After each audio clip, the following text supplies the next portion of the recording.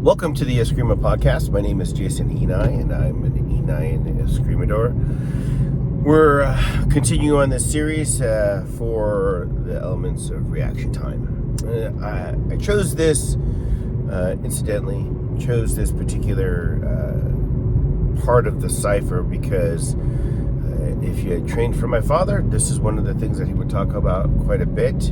I'm going to probably limit the discussion on the podcast here on YouTube anyways to things that my father already spoke about to his students. The rest of the material that was either confidential between my father and I or have been developed since then are for our members. But elements of reaction time is a super valuable I guess you'd say framework to make analysis of conflict in general, choosing a course of action. And we've already talked about awareness and perception, today's analysis, and then there's strategy and execution. And your ability to act with violence of action, if you will, or just rapid action is predicated upon your full understanding and ability to leverage the elements of reaction time. So with analysis, we have to cover what that means. How does paralysis by analysis come into play and other things? But as I've been trying to be disciplined with this particular series for elements of reaction time, please like, comment, and share. Turn on all your notifications. Join us on our online program.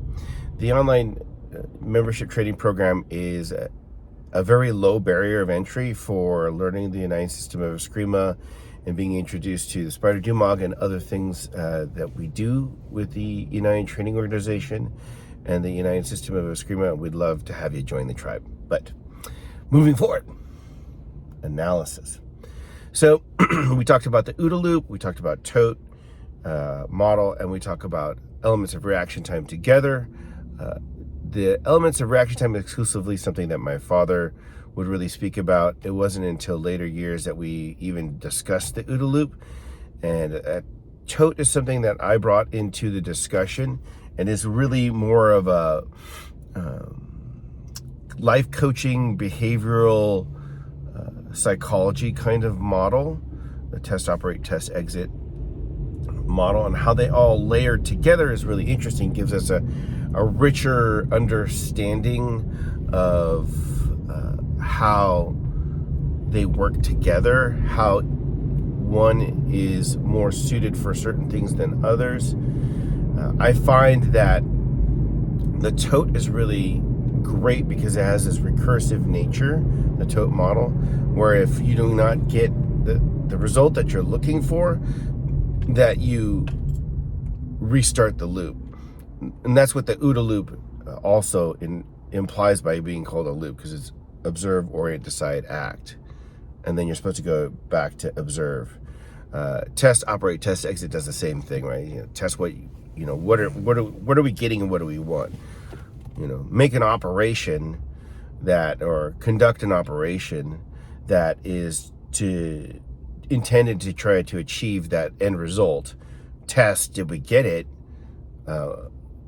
If we didn't get it, then we go back to test again and we operate again. So we keep doing that until we get exactly what we wanted or a satisfactory result in general. Then we exit the behavior, right? The OODA loop, observe, orient, decide, act. You observe something, you orient towards it, you decide what you want to do, and you act on that, right? And then you go back to observing, right? Awareness, perception, analysis, strategy, and execution. You're aware, paying attention, situational awareness, right? This also has to do with levels of readiness or alertness, right? So some people use codes. They might use code 1, 2, code 3, code 4, or whatever. They might use condition statuses, green status, orange status, yellow status, red status, all those different things. And people use different things just to mean I'm paying attention. right? So you have that, right? How that all works together. The test, the observe, orient, the awareness, perception, analysis are all kind of parallel, right? And then you have operate and decide, act, and strategy and execute are all kind of the same, right? But we're talking about analysis today. Analysis. So I'm aware and I'm paying attention, meaning that as far as martial arts is concerned or self-defense is concerned, I'm not fully invested in my phone, nor am I fully invested in any other particular thing. So say if you're sitting at your desk and we're talking about an active shooter situation, while I'm paying attention to the things that I'm doing, I may be collaborating with a coworker or any number of things, right? I'm also paying attention to the space around me, office around me, right? Maybe partially to my phone in case there's an alert. Maybe there's a silver alert, or maybe there's a, an amber alert, or maybe there's some other kind of alert, right? That would be given via, electronic service of some sort. Perception. So I perceive things are happening, right? And so I perceive an attack, an aggressive action, something that caused concern. So in the office, it might be raised voices, yelling, body language that indicates aggression, right, or stress, things like that. Analysis. Analysis is a couple things. I've been aware. I see a possible problem. Perception. Analysis. Will it affect me? And can I do something about it? Right? When we get to decide, and when we get to strategy, when we get to that later or latter portion of operate, right? We're actually going to the point of, okay, so what am I going to do about it? So analysis in the elements of reaction time is more about, is this something that I should do something about? What can I do something about it? Right? Like, so you're hanging out on the beach and you notice thrashing in the water. You can't find your 5-year-old. Last time you saw him was near the water. Now you're saying 5, 10, 15, 20 feet out to the water. You're seeing thrashing. This should be cause for alarm. I was paying attention. I perceived the thrashing. That might be my child. I'm out in the water. We've already gotten to action, right? So we've already gotten to execution, right? So that whole process, in that process is this portion of analysis, right? Can't see my child, thrashing water 15, 20 feet out in the water. That's possibly my child. Now that's the finish of the analysis, because the next thing is it doesn't even matter in this case whether you can or can't do anything. You're just going to do something. I hope anyways. I hope. On the other hand, you're sitting on the beach, you're with your family, you see a bright light and a mushroom cloud 20 miles out to sea. There's nothing you can do, right? So the analysis part is important, because maybe the action that you might take might be to flee.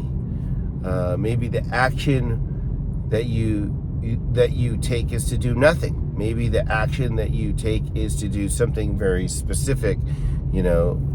I'm sitting at the beach, child's playing at the edge of the water. Some guys are hassling my partner at the tiki bar. Yeah, I'm probably gonna do something. Or on the other hand, maybe I won't, because she stabs him. Who knows, right? So the analysis part is a really important part, because at the same time that we need to determine if we really need to do something, and can we really do something, and what can we do, right? Before we decide that, and we move into that strategy or that decision, right, process, right? There's also, oh man, I could do this and I could do that. So I advocate that you should be very good at the selection of tools that you might carry upon your person. Also, in the same sense, you should be very deliberate in having a hierarchy of what kinds of tactics you might employ in a given action, especially in terms of conflict and aggression. And that's going to be dictated on your intentions of attack, your general strategy of how you define a victory, your grand strategy, which how you define a moral victory with your physical victory. All of that stuff has to go together, right? And having all that together and understanding that will allow you to not do this. So, and this actually came from an experience my father and I had. We used to play paintball, and we had essentially a amateur pro team, right? So we were sponsored by the field that we trained at, and we had some sponsorships with local stores so we could get discounts and sometimes free ammunition and equipment, things like that. And we had, I think, we had about 30 people on our team, right? At the time, and you're talking like late 80s, right? Very early 90s, like 90, 91 at max, because I graduated from high school in 92, right? We had this team called the 3rd Infantry, and we would have games, we'd have training sessions, we'd have tactics, we'd have all these things. And this is my father's the captain of the team, and so obviously if you knew my father, you knew that like when he would approach any particular problem, there would be a sense of strategy and tactics in there. In any event, at the time, we carried tools beyond the paintball gun on the field in simulation of what we would do. We were training for to understand as best we could the tactics that we might employ in team senses in order to achieve a particular objective in small arms combat, you would call that, right? Like pistols and rifles and things like that. And there came an occasion where I had stepped into a ring of trees, right? So there were redwood trees. Basically, that usually means that when you see a ring of trees in the redwood forest, that's usually one tree that has fallen long ago, and now it has a bunch of trees growing in a circle that branched out of that trunk, right? Something like that, anyways, right? So I step into this ring of trees as we were advancing our skirmish line, and I get surrounded by like 3 or 4. I don't think it was more than 3 or 4 people. I wanted to say 5, but I don't remember that. And I at the time I was carrying the Tippmann SMG 62, something like that, which was a submachine gun style paintball gun using the smaller 62 caliber pellet. It's a smaller pellet, and it had stripper clips that went in, actual clips, not magazine. I know the difference, right? That you put into the magazine, the stripper clips that you preloaded, and you put those in there. And I think it could carry 30 pellets. So no, is that 6? No, I think it was just 15, if I'm not mistaken. But you jam these clips in there, and then as you fire, the pneumatic machine gun would advance the clip, and then when you got to the 5th one, it would pop the clip out, and then it would advance to the next clip, and you could put 3. I think it was 3, just 3 clips into that thing. So it was pretty cool. I had a lot of fun. My father and I were, at first the only ones using Tippmann air guns. Later on, Tippmann released a pump gun and a semi-auto gun. Maybe not the pump gun, but a semi-auto, more like just a regular, single pull, but like constant. Whereas like at the time, pump action was pretty much the only thing that was available. Tippmann was the first to really introduce semi-auto and automatic paintball guns. In any event, I step into this circle of the woods in a clearing, and all of a sudden a bunch of people pop out out of trees. So I'm advancing. I'm aware. All of a sudden they all pop out at the same time, or relatively the same time. So I perceive them. My analysis is to fire at the closest target is my course of action, and to continue to move as I do this, right? So strategy, I'm gonna move and fire. And when I move and fire, I'm moving forward and sideways and turning, because I have to move in an arc. Not a full 360, probably like more than a 180, right? So I don't know, 420, I have no idea.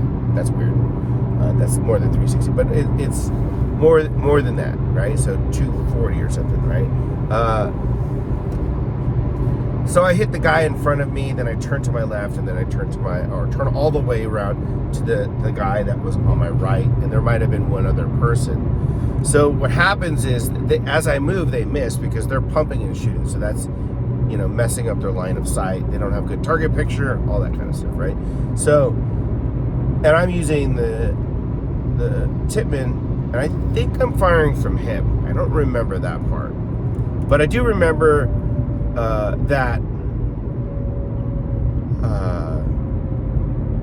that I was wearing my Uncle Rob's. I think I was wearing my Uncle Rob's army jacket, and I don't think I had it zipped up because it was quite warm that day. So it's moving. It's a little billowy, right?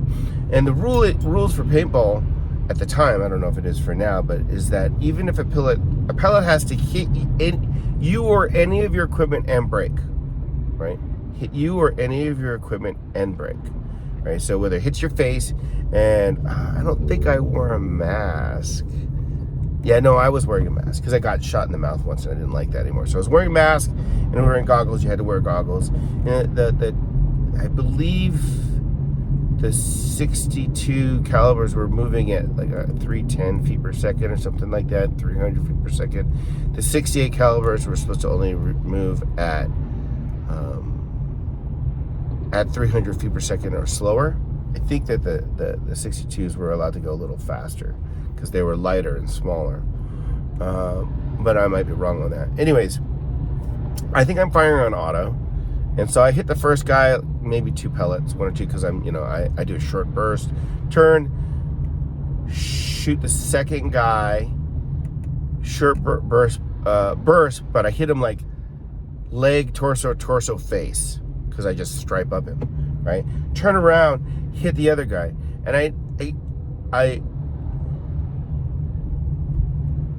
am aware that pellets are getting near me as they fly by me because I'm moving as a target. I'm aware of one of them hitting my jacket. I remember looking down and seeing it bounce off my jacket, which basically the rules are, which is kind of crappy, right? But those are the rules, right? In any event, I think the second guy is extremely upset with me because I've shot him like 3 or 4 times because I just like full auto on his chest, but I think I get his upper leg / like thigh, hip flexor area.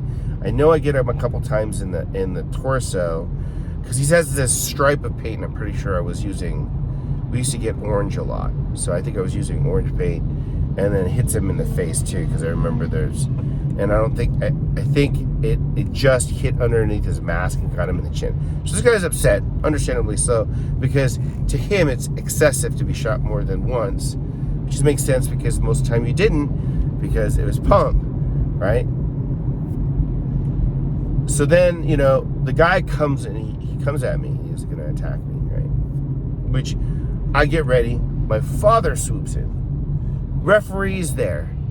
And the guy's yelling, and there's this pause, and they're trying to adjudicate this whole thing, and the guy's trying to come at me. My dad gets in there, and he throws off his mask. Don't you come at my son, da da da. And he reaches for his bolo. Then he reaches for his baton. We had extendable batons. And then he reaches for his blade, his knife. And he's like, don't you even come near my son, I'll kill you. Like he's just upset, right? Because he sees someone attacking his son, me. I must have been 13 or 14 at the time. Something like that, right? So, a young one. And my dad can't, he's so upset, and he wants to get this person because he felt that this person was going to actually do real harm to me. And I'm just in it for the ride. So I see dad getting ready to fight. I'm ready to tussle too. So I'm not palming a tool, but I'm like, okay, this is going to happen. And eventually it gets solved. The guy is convinced to apologize, right? They said that everything that happened in terms of the skirmish was completely within the rules, because there was a referee standing there when it all happened. And I remember one of the refs, because there was two, another ref came running from down the hill and grabbed my dad. He's like, Mike, and he grabs my dad as this is being broken up. And the other ref is like, you don't want to do that to him. And he's the one person on the field that will definitely be able to kill you without trying. Right? Because, we were sponsored to that field. So the referees knew my dad, knew us, knew what we were about and everything. But after that whole conversation, my dad was always an advocate of, you should be primary hand focused in your training. His belief was that if you're learning the art in order to be able to protect yourself, to be effective, to be combat effective, right? You focus on your primary side, tool use, empty hand, etc., right? And he would go Agassi, because it's the 90s, right? Agassi, one bracket, one side. He doesn't switch it up. He's not doing all these other things. It's good on one side. And Barry Bonds, he's talking Jose Canseco. He's talking about these different athletes in different sports, how they are like the one side. They do their thing. I think Montana was a quarterback for the Niners at the time, so it's like, he throws with one hand. He doesn't switch his hands, right? That's what the standard person does. Some people are ambidextrous, he acknowledged that, but most people are like, they focus on getting good on one side, which I subscribe to that concept or that idea, right? But it really became much more apparent in the way that he spoke when it came down to, okay, you have your one tool that you deploy in a case of emergency. You got your sword, you got your knife, whatever it is. You have your main go-to tool, your one tool, right? This idea that I don't want to have to decide on some kind of tool as I'm analyzing and I'm going to try to strategize, and I got all these choices and I don't know which choice to make. In life, actually, as a recruiter, so like I had an intern, a young lady who's going to one of the universities here in California.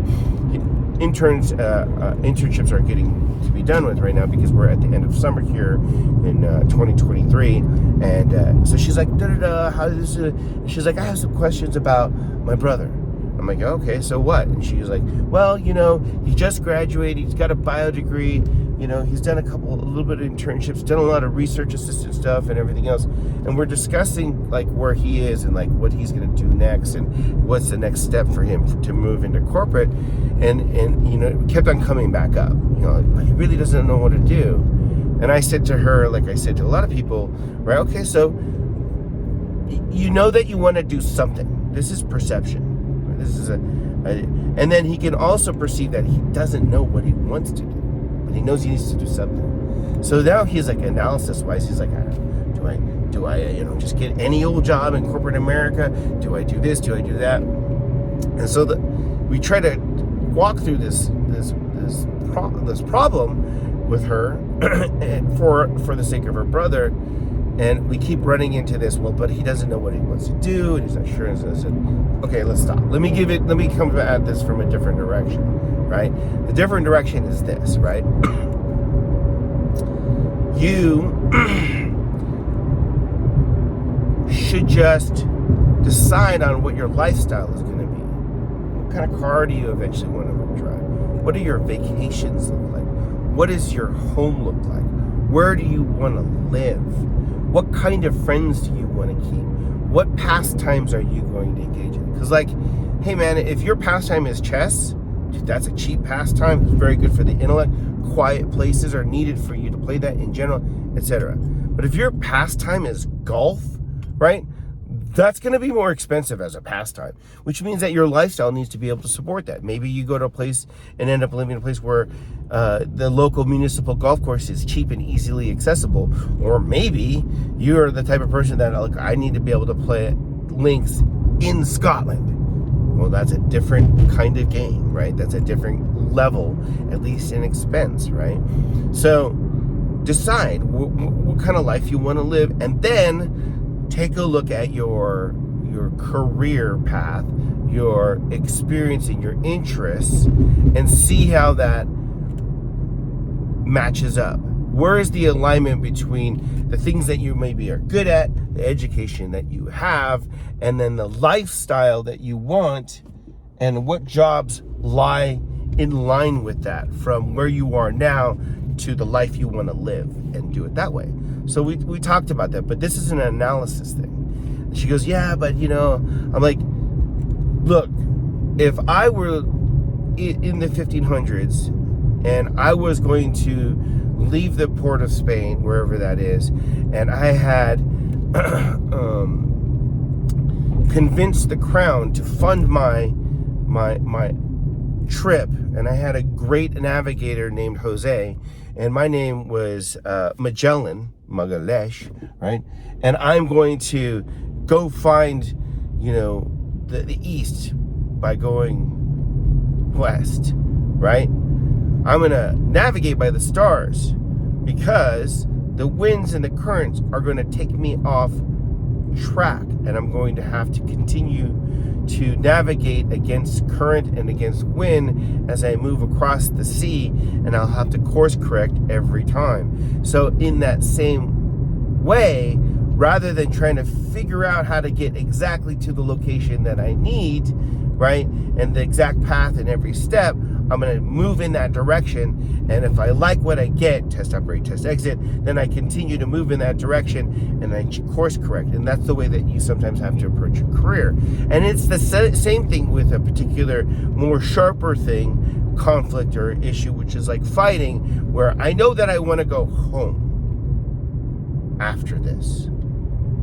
So I know that if a person is doing some kind of aggressive action at me, and my awareness and perception analysis has resulted in there is something I need to do about this, because this is going to prevent me from going home, then I do that. And if it worked, test operate, test exit, and I've observed, oriented, and decided and acted and all that stuff, I continue to do that recursively until I go home, right? So analysis is all part of that, right? And then, of course, you decide, you act. You make your strategy, execute. Right? Sometimes it's not a good idea, unless you have proper process, to have so many strategies, so many tactics, right, that you can't decide what to do, right? So that's the paralysis by analysis. So having a general idea, Serrata's general idea as a tactic or strategy is to inhibit the opponent's ability to attack and defend while freely attacking. And its inhibition is not pinning necessarily, as an interruption or inability to extend when they want to or fully extend, and to shut off the power before it is fully generated. That requires close quarters combat ranging with a short sword and a dagger, with a stick and a dagger, or even empty hand translation, but it's that medium to close quarters range. So it has a general limited set of tactics that execute that strategy, reducing the amount of choices that I have to make. In the Inayan System of Eskrima, it starts with, am I going to play the long game? Am I going to play the medium game? Or am I going to play the short game? And because I have that simple set of strategies, I look at a problem, I'm aware, I perceive it, and I make an analysis. There's something I kind of do. And then now I can decide long game, short game, middle game. And then I can act. And then once I've done that, then the strategies start to choose themselves as you go down what would be called a decision tree, right? Anyways, that's my whole thing on analysis, awareness, perception, analysis. That's the observe and orient side of the OODA loop, and that's the first part of the test operate part of the TOTE, test operate, test exit, and how they work together. I hope that was useful for you, even if you don't realize it and you've been in any kind of altercation or stress training within the Inayan Training Organization, Inayan System of Eskrima, Spider Delmonk, or you've done any other martial art. You've already traversed through this this process, this land. And I'll leave you with this quote: in the land of uncertainty, confidence is king. I'll see you guys on the training mat.